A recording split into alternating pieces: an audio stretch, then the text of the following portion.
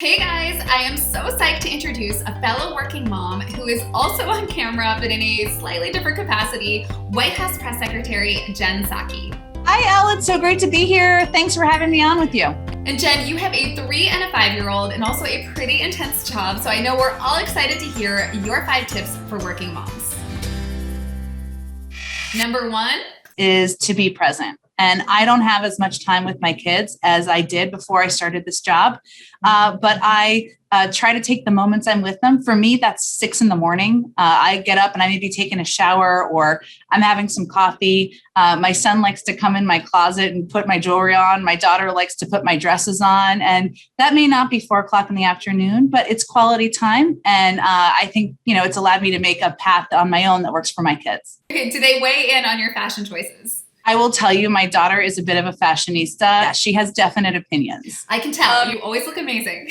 Number 2 is to be fearless about your time and be fearless about your time at work. So that means don't feel like you have to prove anything by being at your desk. I know that can be easier said than done. I'm 42. I'm at the point where hopefully I'm here because people think I'm the right person to do this job in this moment, not because they're going to desk check me at a certain point in time. So every Friday night, I try to leave at 5:30. That may sound crazy at the White House, but pizza night with my kids, with my niece and nephew is really important to me. And I know that I can look forward to that time. And if somebody needs me, they call me. I love it. So my 3rd tip is to say no. Things that you just don't need to do.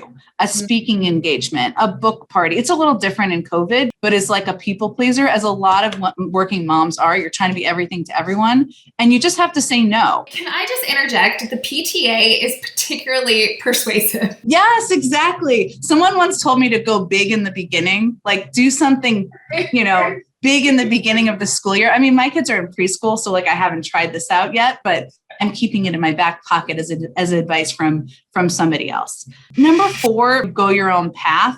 I think when I was considering this job or considering the job to be the White House Communications Director and I was pregnant or I had these 2 kids, people will give you conflicting different advice professionally. You can do it. You shouldn't do it. You have to do it. You really just have to go with your gut. And even your mentors will give you conflicting advice. And I think I've reached a point, I'm not that old. I keep saying that, but whatever it may be, that you just realize you take it all in and then you go with whatever your gut is. And that applies to parenting too. The last piece, or the 5th piece, I would say, is just to listen to your kids. I'm not with them all day long. I miss them during the day, just like everybody does. I have calls during the weekend. But sometimes if I have like a 15-minute conversation with even my 3-year-old, I know what's up, right? My bear is sad because he misses his bear mom. It's not always as obvious as that, but sometimes it is, right? And so even those short conversations, even with preschoolers, I think can be incredibly telling. And it doesn't require a 6-hour, summit with your kid to know what's going on. I think that's so true. And by the way, my oldest is 9. And now she's really getting to the point where she wants to tell me stuff. And for me, I get her to talk right before bed because she doesn't want to go to bed. So she'll spill everything to stay awake longer.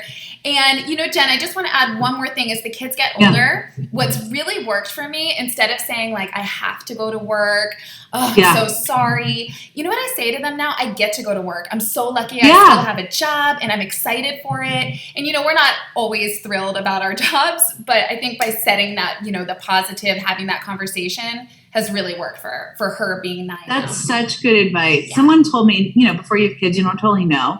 But when I was pregnant, I was considering do I go back? Should I go back to this job as the communications director for President Obama?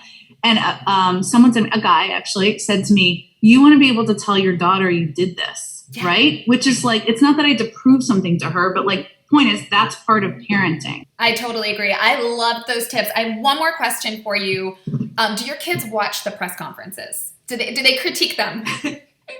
No. Okay. I think my kids have no idea what I really do during the day, which I actually love. I tell my son whenever I leave, he's like, where are you going? Why are you dressed like that? He's very upset by pantyhose too, which is really funny. He's take them off. I don't want you to wear those.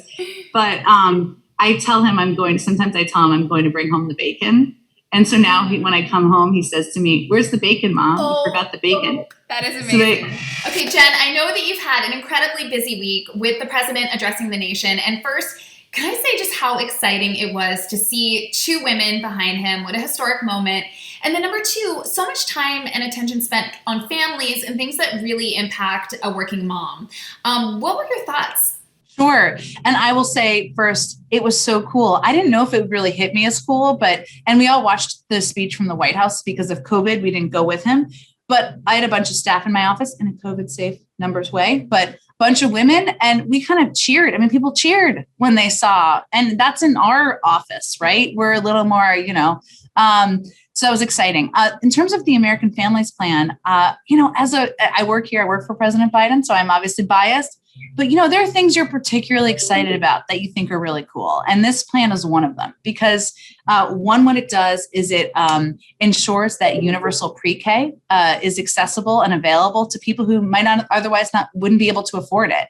And we've seen statistically through a lot of research that if 3 and 4-year-olds go to school instead of daycare, they're 58% more likely to graduate from high school. I mean, that's an amazing statistic, right? So that should be available, but then there are also things and expanding, of course, community college, which is hugely important. And moms who are a little farther along than us are certainly thinking about that as our high schoolers. That's important too.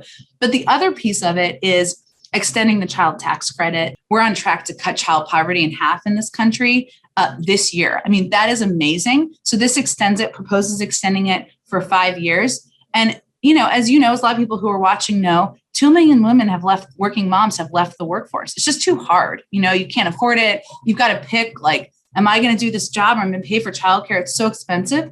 And the hope is that will also help.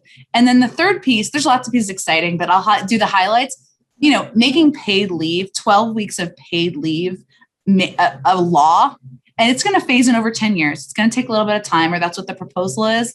But that is such a huge impact, and when I was working at a think tank, so, an international think tank, I had no maternity leave for having my second child, none at a nonprofit, right? And that is true at companies, small businesses. People can't afford it. They don't know how to do it. It's not what is expected. And that shouldn't be the case.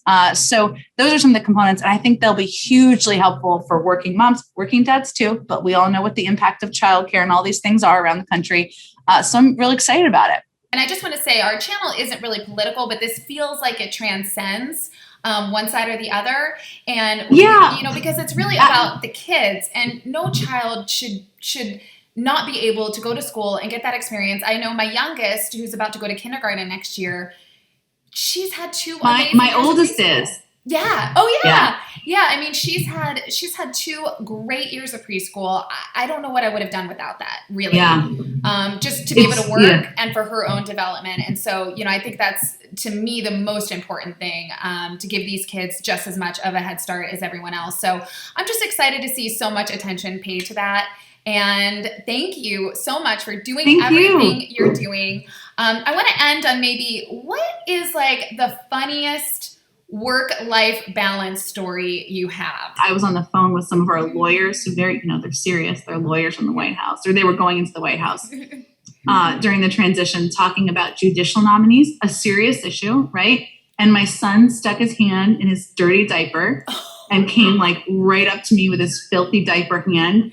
And there's 5 lawyers on this call. And I'm like, can I call you right back? And they were like, yeah, is everything okay? And I was like, my son stuck his hand in his diaper. So I think some of them were like, I did, because who cares? I mean, some of them don't have kids, but I guess, I don't know. I mean, hopefully it doesn't prevent them from having kids. It's part of the journey, right? So totally. I'm going to add to your list, just own it and be unapologetic about it. Because honestly, these stories make me adore you that much more. I love it. So great talking to you, and thanks for everything you do too, and for being obviously a kick-ass working mom yourself. Yay! Thank you. Bye. Oh wait, you got to learn how to say hi guys, bye guys. We want to see that on the podium. That's a very YouTube thing. Oh, hi guys, bye guys.